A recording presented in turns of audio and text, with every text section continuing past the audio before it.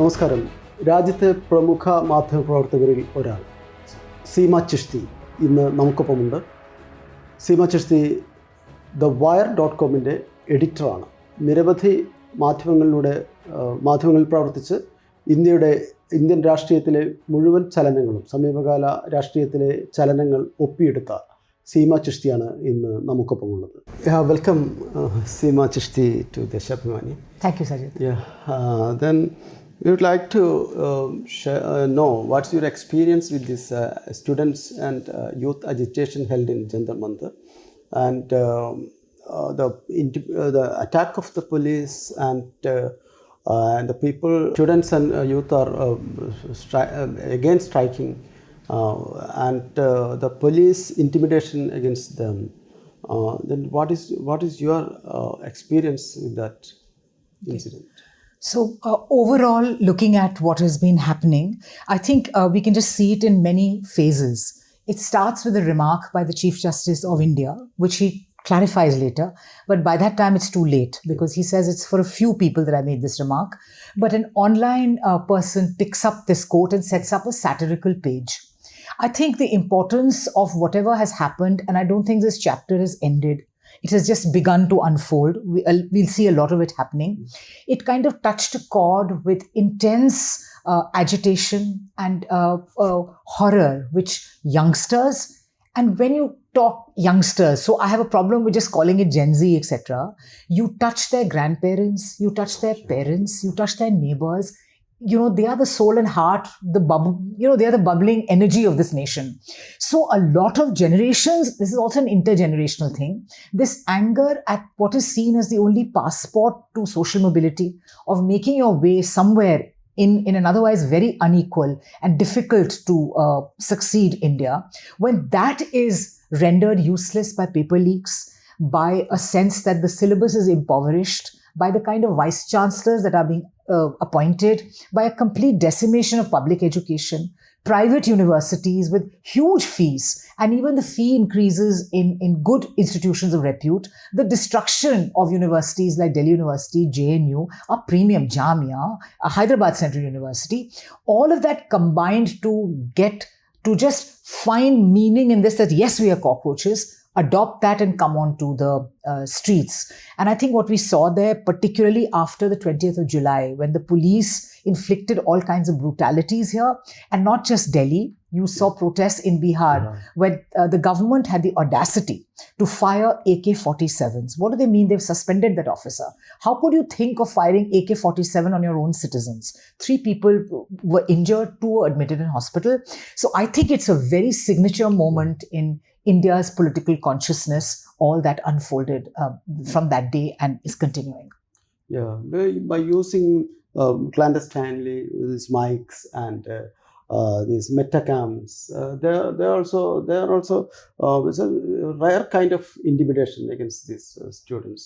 Correct. I think those facial cameras, which has not been okayed, the Home Ministry continues to assume that it's all right, but the use of facial camera without any kind of oversight or parliamentary agreement to do that, and the press reports that we saw later saying there were 2,700 odd people of criminal antecedents in the crowd. They were rapists, murderers. Well, what is Delhi police doing if it knows that there are so many murderers, rapists, and people of criminal antecedents? So yes, I think police measures. What were they doing firing pellet guns? Pellet guns should be banned. There is a petition in Supreme Court by a former IPS officer as well as one of the pellet gun victims. Actually, it's all very well to talk about SOPs, which a friend of mine calls show of power. This is not SOP, this is show of power of the state. Are you going to use pellet guns at this distance? The police and the protesters, unarmed first-time protesters in India, marchers from various parts of India, a very reasonable representation of India was there. And you're going to fire pellet guns. If anything, I can see pellet guns, and as Yashowardhan Azad, one of the petitioners, the IPS officer, said, pellet guns aren't used anywhere except Bahrain, maybe in parts of Nigeria, under extreme, or maybe Iran, under extreme provocation and crowd distances. You're going to fire pellet guns like that. People have been rendered blind. We know India India's experience in Jammu and Kashmir. We know about a young girl who's been blinded, who was just looking out of the window. So realizing that this is so disproportionate, what is the job of the police? And frankly, I don't even hold it so much against the average police person who did it. What was the government doing for 21 days while these students and people are sitting? You actually think they're cockroaches. They'll just go away, right? Yeah. Who cares about them? Let them sit in Jantar Mantar, useless fellows, who cares? But you didn't even bother to negotiate. You didn't bring the state. Mr. Amit Shah, Mr. Modi were 500 meters away, right, from the venue where they were planning, where all this was happening, tear gassing and all that. You don't even bother to make sure that there's a political negotiation. How can they be facing khaki? The khaki student, they should not meet, right? That's a principle of last resort. So I think it's overall a political failure and a refusal to recognize things, and your intelligence failure too. And it's being followed up by mistake after mistake. Now, by on the one side, Mr. Modi releasing Instagram reels, trying to talk like Gen Z, they don't want that. And one of the key things, and this is one very good show, there's a great program on the BBC World which there was a series of 5 or 6, which looks at Gen Z languages. This is a couple of years ago. The first thing that Gen Z waits for is they have a secret language. They have their own gestures. They don't want people who are not Gen Z, people who are old enough to be their grandfathers, to use that language. The minute they use that language, they drop those words. So this stupidity that we saw unfold even in Parliament with some very esteemed members of Parliament also using this language. This is not about saying riz or saying clocked it, etc. This is not about that. To understand their issues, to be responsive, to make it show, to give them the idea that they are listening to them by saying that no, it's okay, and we are also very smart, and we'll behave like Gen Z. It's a mockery of yourself and your constitutional duty to do good by them. So I think it's been followed up by also measures which are deeply troubling. And I don't know how the rest of the tenure of this government is going to continue. If they're going to continue with this twin thing of doing these grandfatherly videos, trying to be Gen Z at 12 o'clock, between getting Meta and Instagram to have a virtual censorship.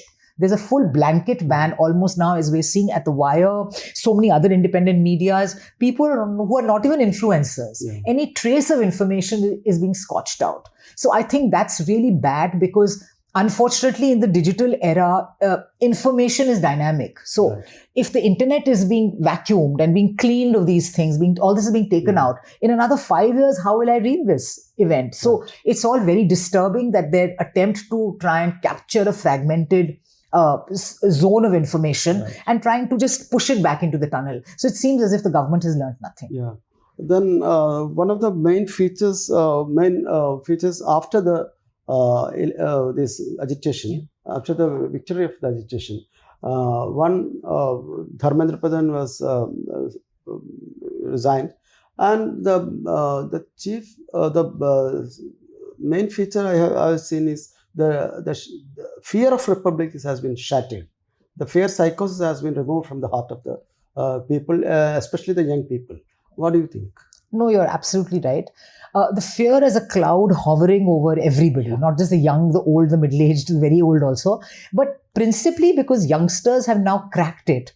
And despite the censorship and all, they're continuing to speak up and say and assert themselves. And this is not just organized student groups, but people in conversations, in replies to Instagram posts, on other social media things, in conversations, in metros, you're seeing an open expression. Because fear was such an important part of the BJP's toolkit that you will not have any comments to offer unless it's praise for the government. You cannot discuss, you cannot criticize is far away. You don't even have discussions on TV, big media, as you see. They are only fights and debates and all that. There's no discussion. You don't even want that. So this criticism is something they never wanted or imagined. So I think they should be worried because their kind of politics does well only if there's a complete blanket ban on people exchanging information and expressing themselves. And just the agency that these students have demonstrated militates against a structure which has been in place for the past 12 years, a complete opaque thing. So yes, I think that has important political implications in how politics will go out. And it is not as if it is just something going on in the side. This will impact, as we're seeing, all political parties. It's a wake-up call for all political parties, not just the BJP, in their own ways, the opposition parties, and how they take the message from how people are feeling, and they promise to address those issues, and they actually devise better strategies in dealing with this republic of fear and this conditioning people and keeping them in the cage. Yeah. And one other thing is the demolition of image which have been created by the BJP cyber team for the last 10 to 12 years. And the image of Modi and the image of Amit Shah, it has also been demolished. Yeah. So also the whole thing is that this, just the parliament data that they put out, I think in the last session, they said 5,300 odd crores have been spent in 10 years on just the central government publicity drive, which comes to about 1.5 crore a day. That is just that. I believe UP government is spending much more, 2.3 crore. So they're even better than them. So just look at the amount of money that has gone into this IT cell industry. It is also from big media, social media, WhatsApp cells, school textbooks. There is a full capture. There's an attempt to capture that. But unfortunately, as they say, for a large balloon, you just need a pin. Or for a huge, big boiling pot of milk, you need 2 drops of lemon to destroy that. So I think so this was inevitable to happen at some point. And I think we've almost come to that point where the mirror may not have shattered, but it's cracked very badly. And how will you put back Humpty Dumpty together again? Or how will you seal the mirror back to is the big challenge. And to try and do that for this government, I think would be political harakiri. Because, you cannot have mirrors with Band-Aid. So unless, I don't see that happening, but the only way out is for them to drastically just become something else. By trying to squeeze the media information universe by censorship, by intimidation, by going after people continuously, by ringing up. In fact, I was watching this on the Wire app. There's a very good conversation between Danish Ali and Gurmehar Kaur on how women were doxxed and intimidated, etc. And Danish Ali, the student activist, she wanted to know why her parents were being contacted by the police. She says, I'm an adult, I'm a major. Why are you going to my parents if you have any information? You have my contact. This infantilization, this completely crazy Stasi ways of functioning that you will go home and intimidate parents and uncles and aunts and tell them to exert pressure. What is this? Is this like reeks of a mafia operation more than a responsible government, which we have elected to power? This is my prime minister. This is my government, So I find it quite odd, the kind of lessons they seem to be learning from that. And no doubt that this very brittle, but very powerful, big image of Vishwaguru, of non-biological, of being the most popular person, the most popular prime minister in the world. You see, Morning Consult does these highly dubious polls. They are put out periodically. I think that whole persona has crashed. And what is the role of media in this? I mean, the mainstream media. They have been, they are also part of the government during this. And even one media person was asking Comrade M.A. Baby, then after this speech, you are going to meet Chinese ambassador. Talking about the Chinese, good point you raised. Republic TV's 1 week, July 20th to 26th, was analyzed by a New Zealand university. We carried the report. They did a proper report. They analyzed 25 debates they did, and they analyzed some 59,000 words used, properly analyzed it, right? Yeah. And they concluded that it was a foreign conspiracy as per Republic TV. Greta Thunberg runs the world apparently, and she has destroyed, Indian democracy. And irresponsible, ludicrous things were said. And earlier we've been trained to say that, it's all Pakistan, go to Pakistan, etc. This time the United States was held out as a malified actor. It was referred to 164 times. At number 2 was China, referred to some 89 times, and at number 3, Pakistan, some 76 times. So I think this whole anti-national, these people are doing this, Greta Thunberg is the enemy of mankind. I don't think youngsters are buying this anymore. These are people who are digital natives. If people who are above 40, who kind of have a memory of a previous BJP, they are probably more scared than youngsters who just grown up in this atmosphere. So I think they want change. children, or rather not children, people who were children, say 12 years ago or 13 years ago, are now probably be homemakers, and, they are the citizens who will take India forward to live till 2047 to see what India is like. And they are demanding that their lives are better and they're not destroyed by the systematic destruction of government itself, of public education, public health. This is not just a crisis of the NEET paper leak. The NEET paper leak may just sink the entire Titanic. It just takes one leak to sink a ship. It is symbolic of so many other problems that are there with the RSSification, the privatization of education, the grievous inequality, no jobs. India being the one country of the entire emerging economies to have the highest unemployment rates amongst graduates. So they say, if you please do not graduate, because then the chances of you getting a job get even lesser. In this age of AI, where China is the battles being fought globally, it's a time of great global shift. India is focused on just destroying its demographic dividend, in not talking skills. So some crazy social engineering project being put in place by this government, which is going after sections of its population based on identity.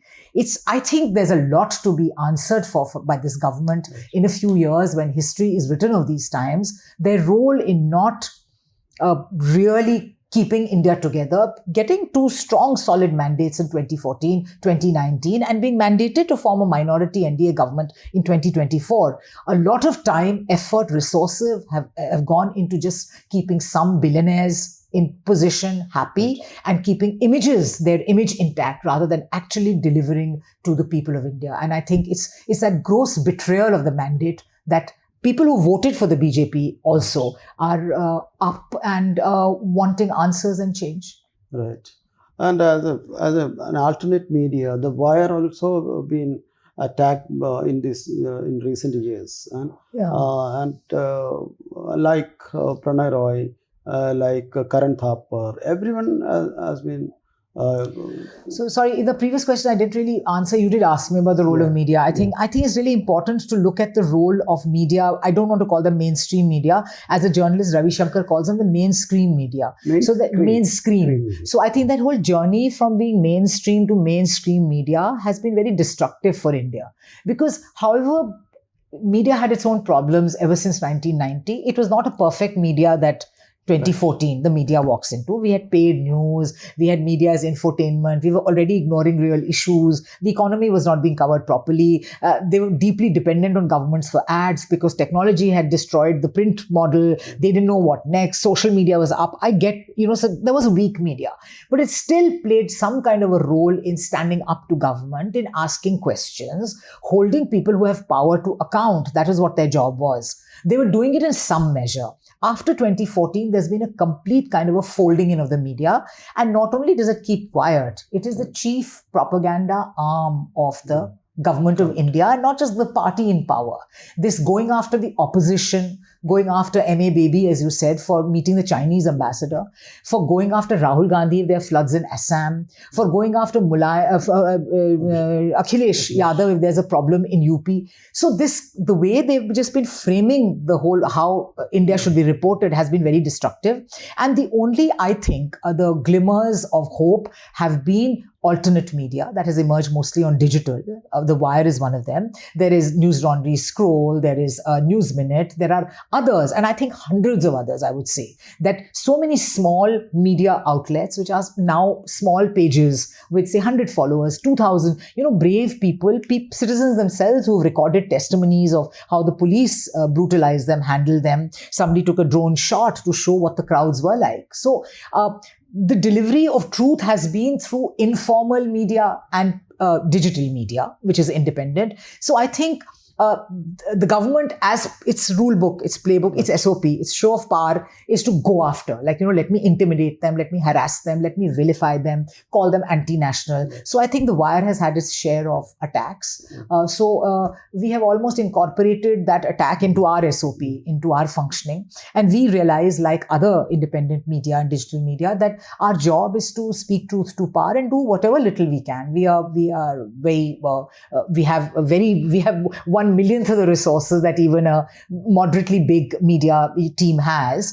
But so be it. In that is our strength, and the commitment of our teams and the people who contribute to us and for people who read us is our strength. And we have to just continue batting. So yes, we almost look at the attacks as a part of our job only, so many hours in a day are to how to handle these kind of attacks. But yes, the attacks are intense on the wire, and others who dare to stand up. So vilification are some of our senior reporters and anchors, etc., especially those who happen to be women, the most wild threats, rape threats, replies. So they are in a way revealing themselves, right? So what you saw at Jantar Mantar was also an expression against that media. That's why I don't want any journalist to be attacked for doing their job, etc.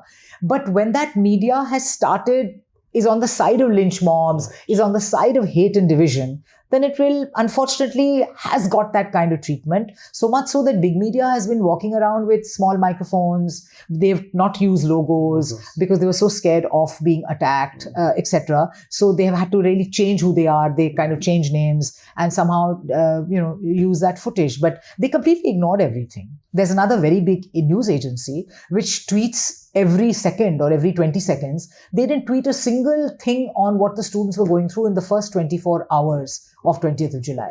So, if big media is behaving so brazenly badly, but I can see what's happening outside. I can see there are trees, there is rain, there is a frog, there is a cow.